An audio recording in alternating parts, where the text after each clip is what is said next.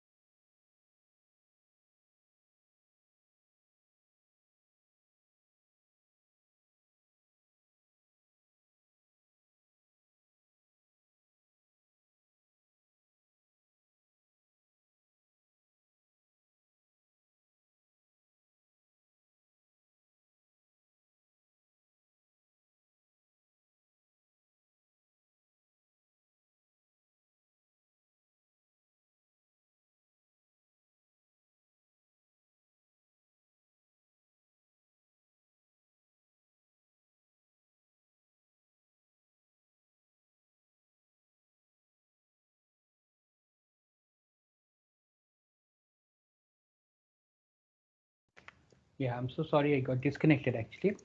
So we had started off with a new topic, new module in last this class, and we started off with the digital communication techniques. And if I remember correctly, that I told you about the basic advantages that leads to digital communication. And in light of that, I had also told you that what are the fundamental requirements of digital communication, why, or rather from a system design point of view, what are the things that we need to look into while defining a system.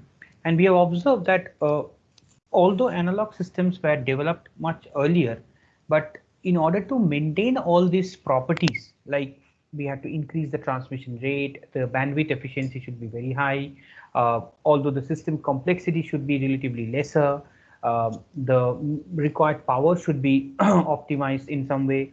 So all these requirements suits really well with the digital techniques. And that was the reason why we opted for digital transmission and the respective studies.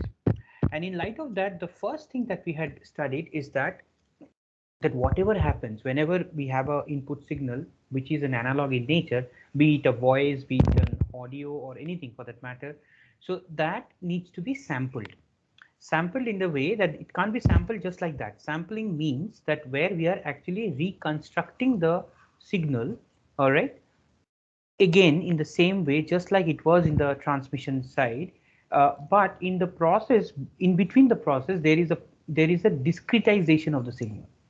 And that I told you that if we are following a particular rule, which is a sampling theorem, where we are sampling the message signal or sampling the signal, message or carrier here is not the factor, but we are sampling an analog signal in the condition that fs, the sampling frequency, is greater than equal to twice fm, then we are in a position to make sure that the signal can be recovered back quite nicely. And I told you also with a derivation, small little derivation, that how we actually can come across with the necessary alignment in the frequency domain. That calculation also I told you. And in that same aspect, I also told you that when we are looking at the frequency, the characteristics fs greater than equal to twice fm, uh, we are we are taking into consideration that an xt or a signal which is coming in is being multiplied by some kind of an impulse train, and after that impulse train in the frequency domain, we are actually observing a non-overlapping spectrum. So if you remember, last day I told you that this particular spectrum that is present in the frequency domain, we actually have a non-overlapping nature. And this is very important, because if it doesn't happen, then the last thing that we had discussed on last day, that we can have an aliasing error. And what is basically aliasing is where one of the symbol is getting interfered by the respective previous or the next symbol, and that is itself is a distortion. And that the condition that I told you is when fs is less than twice fm. So we won't consider having a sampling when it is less than that. So this condition should be like maintained, and that for that reason I told you specifically that when we are looking at the equality, that is when we are looking at the minimum sampling rate. So when we are looking at fs equals to twice fm, this particular condition we usually call this as the Nyquist rate. So whenever we are designing a digital system, we have to keep in mind that at least we have to maintain the Nyquist rate for the proper transmission of a digital signal. And also we have discussed that if we consider the Nyquist interval, that is nothing but 1 by 2 fm, so that we can actually consider to with respect to Nyquist interval. And based on that, we had also solved one numerical, and I told you that in fact in that numerical we specifically signified that how the maximum frequency can be estimated or can be guessed from the equation itself, and we can find out what are the necessary components. So leading to that, let us try now start off with the pulse code modulation techniques, or PCM we call it in brief, because we will always have two things. We'll start with PCM, then we'll go to DPCM, which is the differential form of PCM, and then within differential PCM, we will have a specific category of delta modulation. So these are the three things that we are going to do one by one. Let's see how much we can finish off at least for today. Now, if you remember that I told you this block diagram block structure even in the on last day's class, but this is a specifically PCM modulation that I'm talking about, because here there is a portion of the major system that I'm talking about. What I mean is that if I go back to the previous day's lecture and I showed you this particular block diagram, right? Now, in that block diagram, if you observe that this part, pulse modulation, all right, we have a band pass modulation over here, we have a source encoder over here. Okay, so if you consider only this pulse modulation somewhere over here, just this one, okay, and you focus on that, primarily it has this my kind of components in between. Okay, so what it actually means is that, as I told you, that we would always prefer to have a source which will be the input supply. All right, so this is the input that is being supplied. Then we have to have a anti-aliasing filter or low pass filter, as I told you last day itself, that if I want to achieve the non-Nyquist criteria, or the non-aliasing filter should be added in before the sampling takes place, so that all the high frequency component of the message signal are suppressed. So this is basically the low pass filter which is coming over here. Then we have the sampler, which I told you about what exactly sampler and how it works. Now, based on that, there are two components which are there, and which is the quantizer and encoder. All right. So these are the two things which we are going to discuss a little. Let's see if we can finish it off today itself. So this quantizer and encoder, this is ideally, if you look at it, this is ideally a kind of an analog to digital converter. All right, so we have discussed the sampler, so we know that how the sampling is being made, but after that we need to make a quantizing output. Quantizer, in a way, if you just if I tell you as a generic word of it, quantizer is like you are defining some threshold, or you are defining some level, or some I would say some yeah, level is fine for a particular output. All right, so that is basically quantizer, and based on that quantized output, we will use some encoding technique such that the PCM signal is output received over here. Okay, so we'll see one by one how it is working. But after the PCM signal is generated, what happens? You can see that distorted PCM signal produced at the channel output. Now, even if we are doing all this process, there will be definitely be a definitely a reason the signal will get distorted, and that distorted signal will be going through something called as regenerative repeaters.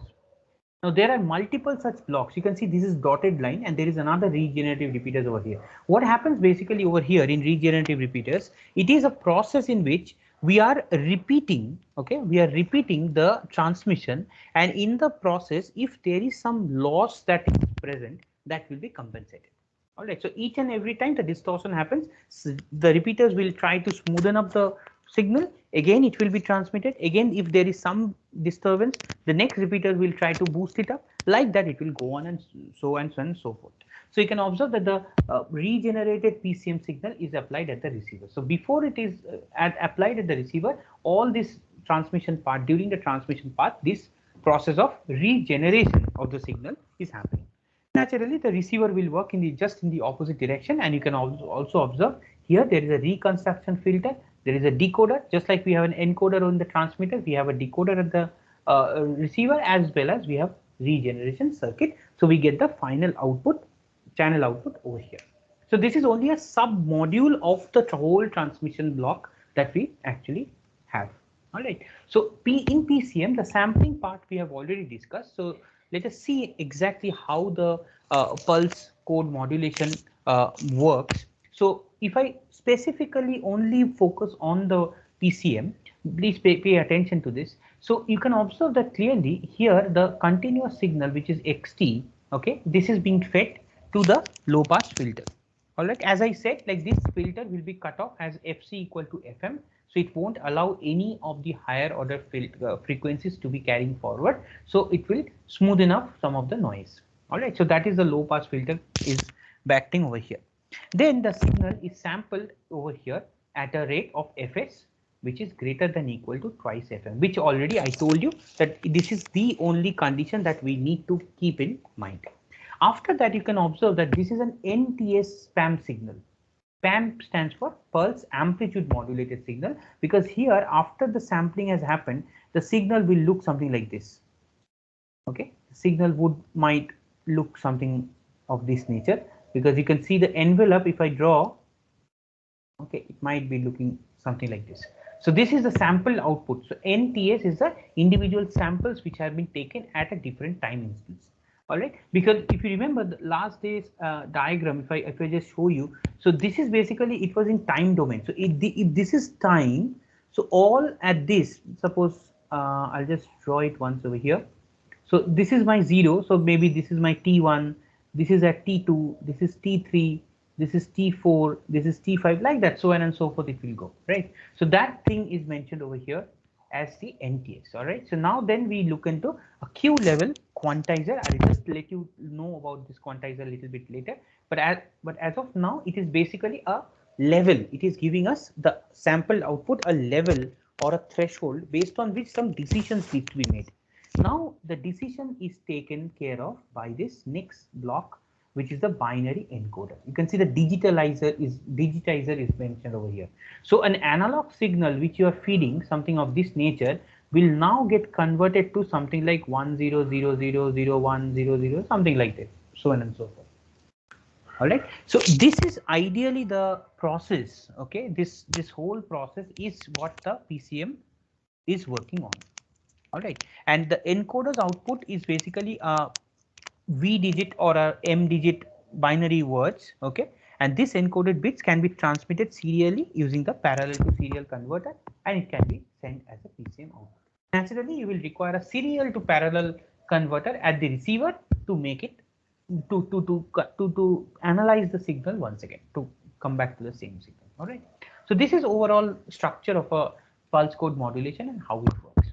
All right. So hopefully this is clear. So the sample and hold circuit, quantizer, and the encoding, this is the three major block in the PCM working principle. All right, so hopefully this is clear up till this point. If you have any query, please let me know. All right, so this is again a same diagram, just a pictorial representation of the same thing as I already had just pointed out. So this is my analog signal. After sampling, we are getting something of this nature, which I just drew a little bit earlier. All right, and after quantizing, you can observe that there are some levels given over here. All right, so maybe I'll just point it out a little bit over here so that before we start. So suppose this is my level 1, this is my level 2, this is my level 3, this is my level 4, then maybe something like this nature. All right, so this all levels, how this can be done is done by the quantization.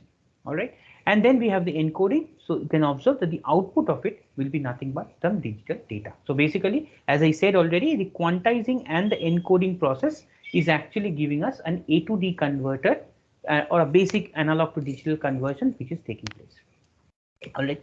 So this is about the PCM and how it works. Now let's see about the quantizer and what exactly is quantization and the process involved.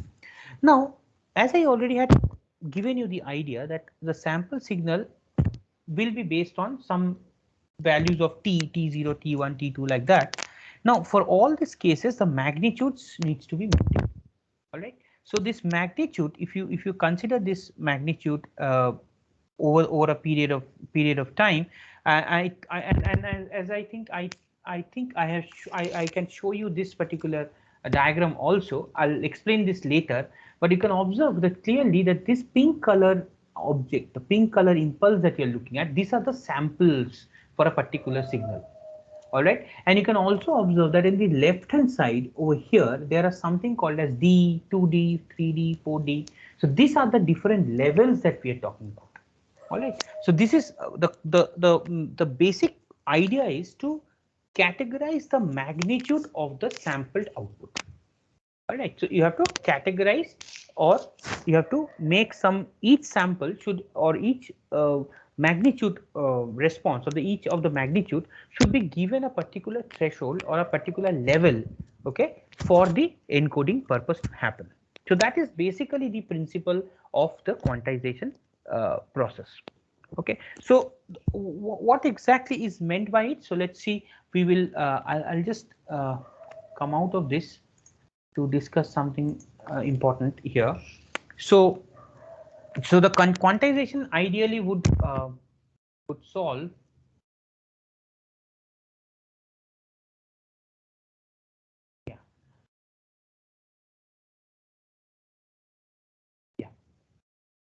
So we are discussing the quantization.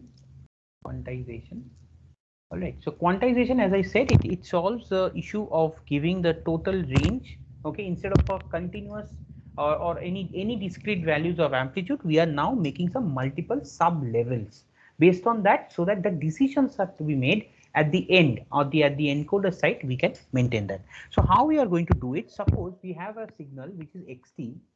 Okay. Suppose we have a signal which is xt, and that has a maximum range of the amplitude variation between plus mp to minus mp. So this is the maximum fluctuation that might happen to the to the signal. Okay, signal amplitude. So plus mp minus mp. So if they are partitioned, if I write the statement, because this is important, if they are partitioned between L levels. Okay, so this range is, if plus mp and minus mp is the total the maximum threshold of the amplitude, so definitely the total range is nothing but 2 mp. So 2 mp is the total range. All right, so that is divided by L number of partition, and this is given by delta. Please make a note of this. So this is called as, very important thing as far as the PCM is concerned, is called as the step size. This step size will play the most important factor all throughout PCM, DPCM, even ADPCM. Okay, adaptive PCM also will be there, even in delta modulation. The delta modulation in fact comes from the term this delta. So what is delta? Delta is a step size where each magnitude will be represented by some specific value of delta. Okay, and that delta is given by the total range of amplitude divided by the total number of levels. Now this L, how do I define this L? The L is also defined as 2 to the power m, okay, where this m is indicating as the number of bits, the total number of bits required to transmit. Okay, so we get a binary. Suppose we want to have 4 or maybe 3 bit at a time we will transmit. Okay, so if m is equal to 3, so it's 2 to the power 3, so basically 8. So there should be 8 levels, okay, of the encoder, or of the quantization level should be there. So ideally, if you consider like this, so if you start from 0, so 1, 2, 3, 4, 5, 6, 7. So this kind of a structure will be there. So there will be 8 kind of combination. You can observe that in the diagram that I was showing you over here, this also, in this particular example, L is equal to 8. Okay, L is equal to 8. All right, so if L is equal to 8, we are just choosing it as L equals to 8. You can see the lambda is equal to 5 volt we are getting with the same expression in the same way. Okay, so L equals to 8. So the same thing that I just had done. So 2 MP, okay, divided by L, that is equal to delta. So here it is 2 MP is 20. So 2 into MP is you have 40. Okay, so 40 divided by L, which is 8, we are considering. So this is 5, and this 8 can only happen if there are 3 bits. You can see that at the bottom over here, I'm pointing right now. So there are 3 bits at a time that we are clubbing together in order to transmit the data. Just observe this last column that I'm talking about. All right, all the 3 bits. So if we want to 3-bit, we must have L, which is 8. All right, if we have 8 number of levels, and if I have the specific amplitude between plus 20 to minus 20, we should only have a delta of 5 volt. It can't be anything else. All right, you cannot choose your delta just like that. That is the main objective of showing you this particular example. Clear? Up till this point, is there any doubt? Anyone having any doubt? No doubt. All right. Anyone? Okay. There's silence everywhere, so I hope this thing is pretty much fine. Can anyone please respond back? Yes, sir, it's fine. All right. So we have done the sampling. Now after the sampling, we now at least have an idea that how the levels are being specified for making a category of the amplitude of the signal. We are still yet to perform many things, but that will come later. But for the time being, we can understand that there is something as a step size which we can calculate, estimate, or rather estimate based on the inputs that we want to have. All right. So if this is the case, if I go back to my once again, so if this is the scenario that we are in, all right, just give me 1 minute.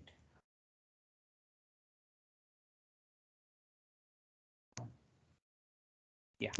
So if I consider this particular example of L, this case, the delta part that you are looking at, which is the step size I told you. So this can be uniform or it can be non-uniform as well.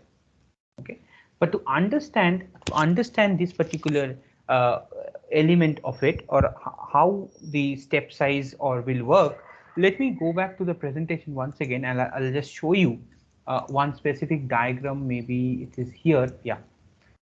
So this is basically a staircase representation of the uniform quantizer. So what is a uniform quantizer? A uniform quantizer is where the step size will remain same throughout the input range. So if you observe carefully in this both of this diagram, this particular arrangement that you are looking at, okay, this staircase approximation that we are talking about, okay, this is uniform in nature. The length that the one that you're looking at over here, like for example over here, all right, this difference is nothing but the delta. All right, and in this case, you can see that there are two types. One is called as mid-trade and the other one is called as mid-rise. But most of the time we will consider the mid-rise because in this case, the symmetry is better. But in the other case, you can see the 0 is actually a point which is included in the representation. We usually avoid that. So most of the time we will use the mid-rise type because as the origin is lie in the rising part of the staircase. So that's better for our approximation. So if you observe that this is delta, so this half portion, the one that you are looking at over here, this will be nothing but delta by 2 because this is a uniform one. So what we are looking at, that each of the small step size, okay, all the individual step size are nothing but some kind of a delta, okay, and the smallest one, each small rise is actually giving us delta by 2. This is half of delta by 2. So that is this I think I miscalculated actually. The delta that you are looking at over here, I guess this will be delta by 2 as well. The total delta will be of this nature. It's like 0, okay, 0 to 2. Okay, so this will be some kind of a the total of this will be delta. Okay, this should be delta actually, because this is delta by 2. All right, so basically the step size is given over here. Here as it is pointing, if since I'm starting from this point 0, this is delta by 2, then this one is again delta by 2, like that it will go on. So the step size is delta by 2, whereas the total one is considered to be delta. Now, if I consider in this particular case, if you consider that x nts, okay, this is equal to 4 delta, because this is the maximum that is observed over here. All right, and the x nts with respect to the negative half is minus 4 delta. All right, so both the cases you can observe from the diagram itself that we have a scenario that we have the maximum and the lowest value. Okay, so both the cases are for delta, and so you can observe clearly that if I go on changing, okay, if I go on changing the requisite delta, it will definitely have a role to play with respect to what we are going to achieve with the detection. All right, so the other thing that I think that needs to be maintained over here is what we are looking at is the XQNTS. Okay, so let me just write it down also for you. This is called as XQN, sorry, NTS. QNTS is what? Q stands for the quantized output. Okay, so this is a quantized output, and if I consider the fixed digital level of quantized output, so the level in terms of the quantized output should be nothing but x for this one will be 7 by 2 delta. Okay, and x, this is for the plus 1 I'm talking about. Okay, so and for xq nts, for the next one quantized value minus 4 volt should be, for minus 4 delta will be plus minus of 7 by 2 delta. All right, so what is that? Why it is 7 by 2? You can see that clearly that if I go on by delta by 2, so this is delta by 2, this is 2 1, this is again 3 delta by 2, over here 3 delta by 2. All right, then we have 4 delta by 2, then we have 5 delta by 2, and when you are reaching around 4, okay, it is 7 delta by 2 that we are getting.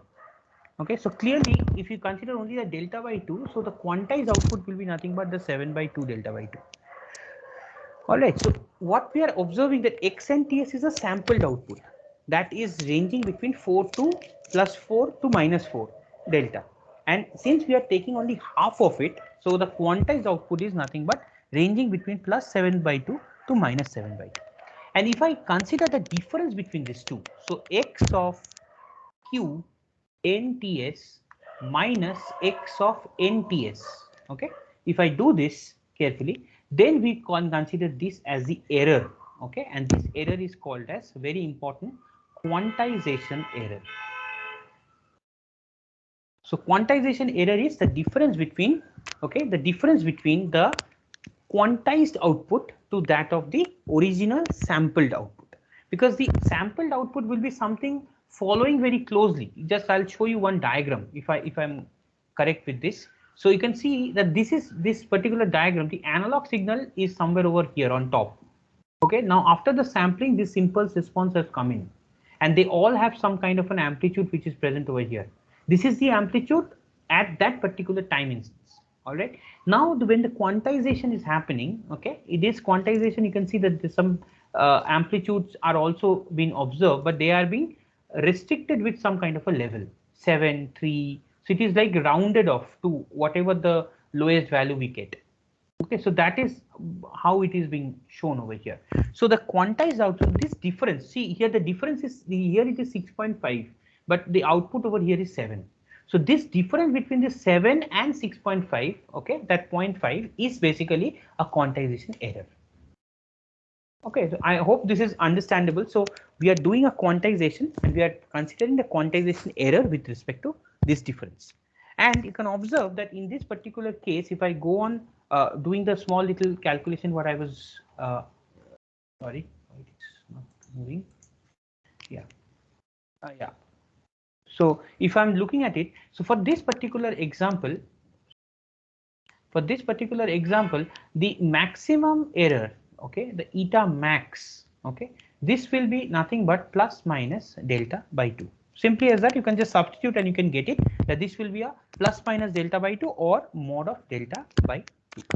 All right. So this particular element that we are looking at is a very important factor, as I said. So let me go back to the to my original page Sir? that I was. Yes, please. So could you please explain how it is 7 by 7 delta by 2? Yes, I will. If you look at it now, okay, if you look at it, this particular diagram, actually there is one thing missing over here. I would rather I would just rub a little bit or erase a little portion of it so that I can just show you that. 1 minute. Yeah, let me just redraw this part, okay, because the rest of the things are done. So I'll just show you here. So as I said, that this part to consider, this is basically lambda by 2 or delta by 2. All right. Now if I consider in this order, in this manner, and if I consider the next level, suppose here, okay, this level, if you consider, so this will be nothing but from this to this range, this will be 3 delta by 2. Okay, this is 3 delta by 2 because see, this is 1 delta by 2 over here. So so delta by 2 plus the one that we are looking at over here, half of it. All right. Am I understandable here? Like for example. So delta by 2 plus delta by 2, won't it be delta? So No, the problem is here the delta that we are considering at this case is I think the diagram is missing something here. It's like what I'll do is wait. This is delta. Let me just put a 1 over here. Okay, just for my convenience, I'm putting the 1 over here. So what I mean is that if this is this 1 till this 1, okay, this till this 1, if this is delta, if this is delta, so this portion is delta by 2. Again, this one is delta by 2. But now you can observe that I am looking at the staircase here. So this is again 1.5 kind of. Suppose, just imagine that way. That's 1.5 because it's a uniform quantizer. So in that case, if you can observe that now, if I consider the range from 0, from this point to this point, not this one. Okay, not this one. Now this is a 3 delta by 2. Is it understandable now? Actually, the 1 is missing actually here. Because it's 2 4, that's why they have mentioned not mentioned the 1 over here. But 1, this part is delta, that's why the half is delta by 2. Okay, so this is, I'm following the pattern. So I consider this particular stair, okay, then I consider this particular stair, then I'll consider this particular stair, and then I'll go by this particular stair. So that is how we are accumulating 3 delta by 2, 5 delta by 2, 7 delta by 2, like that. It can't go beyond that because in the graph itself it is limited to 4, so it can't go beyond that. So the maximum extent of this is nothing but 7 delta by 2. Similarly, in the negative axis also we have minus 7 delta by 2. Okay, so that's why I mentioned minus 7 by 2. And if you take the difference between the xqts minus xnts, remember that this nts is the same. So whenever you are taking the sampled output, the sampled output and the quantized output, the time factor is same. Okay, so you cannot like compare between 7 delta by 2 with the first sample. You can't do that. Okay, so this difference will always be constant, and that is plus minus delta by 2, which I mentioned over here like this. Okay, so hopefully this is clear by now why it is like this. So now let me go back. So here, so we had defined the epsilon, which is delta by 2. Let me write it once again, and it can be further derived that the normalized power, Okay, normalized power or the quantization noise power can be written as, okay, because this is an error, right? This is an error that we are looking at. So the what is the quantization noise power is S to N. They are represented as like this. So this is signal power normalized over the interval divided by the noise power. Okay, so now this noise power is nothing but the one that is responsible for with respect to uh, the error that is creeping in. Okay, so this noise power, okay, this can be again derived. It can be derived, but for the time being, let us assume that. So this noise power in the denominator can be represented as delta by 12. Okay, so this is given by or rather I would say I would just take one step before this. So this noise is given by VR square by R. Okay, this is very common to any noise power actually, that VR is basically the mean square value of the noise. This is we have also done the power calculation for FM also, where there also we had used the same. So VR is nothing but the mean square value of the noise voltage. All right, now this can be derived to be as sigma delta square by 12. This derivation is not required for you. For the time being, we are just assuming that this is 12, so that we can substitute over here. So S by N is equal to P, which is the signal power, divided by delta square by 12. All right, and it can also be further extended to P by 2 into MP divided by L, okay, or that whole thing square multiplied by 1 by 12. And we can further do that. 2MP is fine. 2MP square divided by 2 into 2 to the power 2m, because the L is given by 2 to the power m, so that's 2 to the power m multiplied by 1 by 12. So okay, so this is So sorry, this will be 4. This will be 4. Yeah, it should be 4. This should be 4. Thank you. So this is the case. So we finally simplify to 3p divided by mp square multiplied by 2 to the power 2m is given by S by N. So this is what we called as the quantization noise power. Quantization noise power. All right. So this if so in a particular scenario, if you are given a quantization noise power, that this is the total kind of a loss, you can say, or this is the amount of loss that is going on. Okay, if it is given for a given particular signal, okay, you can actually find out that if we are desiring, like if we are deciding for a particular circuit, that we would consider only this much of quantization noise, then what should be the maximum number of bits that can be transmitted. All right, just for example, I'll just give you an example on this, like very short example, and to understand this carefully. So suppose I want the SN to be 20 dB. All right, I want it to be SN as 20 dB, given that the maximum range, that is the MP, varies between plus 3.8 volt to minus 3.8 volt. So this is my requirement. This is my conditions given. Okay. Also, the average power, or P, is given as 30 milliwatt. Now this is P is basically the unsampled output, that is the input, the signal power. So this is all given. Now suppose we are going to find out that what is the maximum number of bits required for each sample. All right, so simply you can observe that we can substitute over here Sn as in this equation, but remember one thing, why specifically I'm mentioning this. This is in dB scale, okay, but these are all in linear scale. So you have to convert the dB to linear, and then only you can perform. So this is again, if I write it 10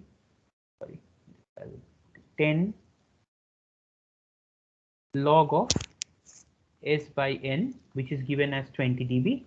What I mean is that S by N will be nothing but this type case log of like 2, and then we have S by N is equal to 10 to the power 2, which is 100. The linear scale conversion is absolutely a necessity, because until you are doing this, you cannot equate.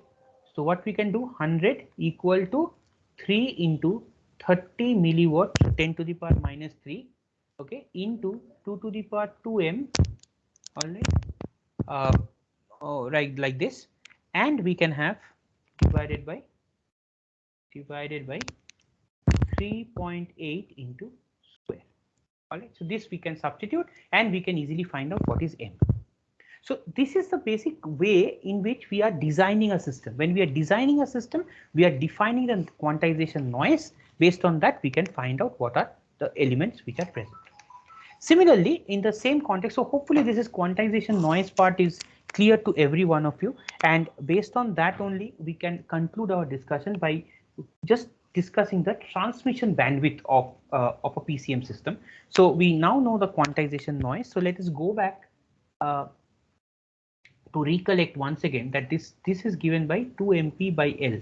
Okay, so if this is given to us, okay, if, as I said already, that based on the number of samples that we can have, so also we can just write the other one, 2 to the power m, like this. We can also write that. So if I want to calculate the transmission bandwidth of a PCM, okay, so I'll writing transmission bandwidth, because this bandwidth part will be important later also. So transmission bandwidth of a PCM system, how we usually get it, is given by usually the bandwidth, okay, should be greater than equal to 1 by R, okay, where this R is indicating the signaling rate.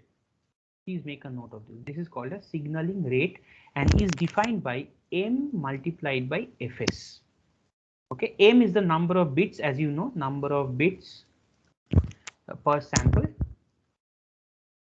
and Fs is nothing but the nothing but the number of samples per second. So number of samples per second. All right, so this is R. So the condition is that the transmission bandwidth of a PCM should always be half to that of the signaling rate. Please remember this. All right.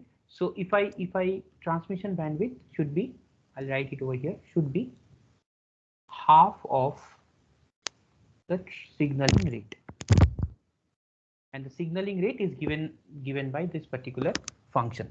All right. So if this is the case, so if I happens to just substitute once again, so half into m into Fs, but you can also observe that this Fs by 2 is nothing but Fm. So m into Fm, because we know that Fs is greater than twice Fm. So this is already true. So what we are getting, that the bandwidth of a PCM system is something like m into Fm, and it should be greater than m into Fm. So the number of bits that you want to transmit multiplied by the maximum number of frequency, maximum frequency of the transmitted signal, will dictate the bandwidth which is to be allotted for that particular transmission. All right. In the same way, just in the previous example, the one that we had solved over here, in the same case, you can also try to find out what is the transmission bandwidth. Okay, you can find out the transmission bandwidth, what happens with the transmission bandwidth, and you can cross verify with the signaling rate, and that can be one such question that you might want to solve at some time later also. All right. So this is all about the quantization and the process of PCM, how it involves with it. So let me just see what 1 minute. Yeah, we have 4 minutes of time. So what I'll do is that I'll just show you some of these diagrams so that I can tell you that what exactly happens. This already I actually had explained to you that these are the quantization level. All right. So you can also clearly observe here in this particular example that we have a normalized span 1 minus 1.22. Okay, this is for the first sequence. Okay, first sequence that we are talking about, that like this point I'm considering. So this is the normalized value of the PAM signal. This 6.1 that you are looking at, this is the actual amplitude of the signal that we are getting. All right, but this has been normalized to minus 122, but the normalized quantized output is minus 1.50. All right, the difference between the quantized error, that is, we are getting a kind of minus 0.238. Okay, and you can also observe that the quantization level, okay, it is over here, right? So the level that we are looking at is something like this. So that's why it is mentioned as quantization level 2. For each and every sample, you can see, observe that suppose it is at this point, it is matching this particular level. Now, what is this level 5? It can be a like 3 delta by 2, 5 delta by 2, or 7 delta by 2, like that. All right. Similarly, you can observe this is very close to 7. So maybe this is 7. All right. So you can see that 7 level has come in. So basically, based on the amplitude variation, we are categorizing in different level. And these analog levels, okay, the analog inputs, okay, has been converted to respective binary data. 7 is represented as 111, 5 is represented by 101, like that, and so on and so forth. Again, this value, now if suppose this is being transmitted, so what will be the output? 0, 1, 0, 1, 0, 1, 1, 1, 1, then we have 1, so another 1, 1, 1, so another 1, 1, 1, then we have 1, 1, 0, 0, 1, 0, 0, 0, 1, 0, 1, 0, like that it will go on. So it is like this particular sample, this particular sinusoid, if you want, something of this nature, has been sampled, has been labeled, found out the errors, okay, whatever the errors we have, and we have also made sure that the analog signal is converted to the respective digital output in that way. This is again very clear from this particular segment also. As I already had told you, the analog signal has been converted to sampled. Then we are quantizing it. And based on that, we are giving some data. This is what I was writing just a minute back. And this can be considered, this part of it, the third part that we're looking at as encoding. This is what sometimes we call it the linear encoding technique. There are multiple techniques of that nature, that how we are going to define. Like for example, for one, I think I have a diagram. Yeah, I have a diagram over here. So this is what we call as line coding technique. We don't have it right now. We don't need to like understand it too well at this point. But basically what I'm looking at, you can see that when there is a 1, okay, there is a sample. There is a high value. When there is a 0, there is a low value. So this is called as unipolar NRZ technique. All right. Similarly, polar NRZ is like for 1 there is a high, for 0 there is a low. Okay, so based on 1010 wherever it is, it will go on like this. Understood? So that is basically how you are managing the data. So up till this point is where the quantization is happening. Quantization is happening. After quantization, we are getting this output. After that, the encoding technique is taking place, where we are encoding it into different forms. All this technique has their own advantages, disadvantages, whatever you call them, but that is a different discussion altogether. But basically, using the sample quantization and encoding, we are actually converting an analog signal to its respective encoded digital signal, and we are transmitting it. Because you can observe this is nothing but a ones and zeros, and as just a generic idea, the ones that you are looking at, okay, this is basically plus 5 volt, suppose in analog nature if you call it, okay, and 0 is basically a 0 volt. So basically if you are transmitting this pattern, the square pulse that you are looking at over here, the lesser the one, okay, the better is the system. All right, you can observe here clearly that in case of bipolar encoding, okay, or you can see over here it's a bipolar encoding also. So this is 1, okay, for 0 this is 0, but for next one this is negative. So this is negative. So this is plus 5 volt, this is minus 5 volt. Okay, so the fluctuation is balanced. So that's why each and every encoding technique will have its own advantage and disadvantage, but that is not the discussion that we are going to do today, and maybe sometime later we are going to discuss that. And also we will continue our discussion on this so that we can finish off with the DPCM as well as the delta modulation in due course of time. We already have overshoot for the time being. So let me just stop sharing and stop recording the session.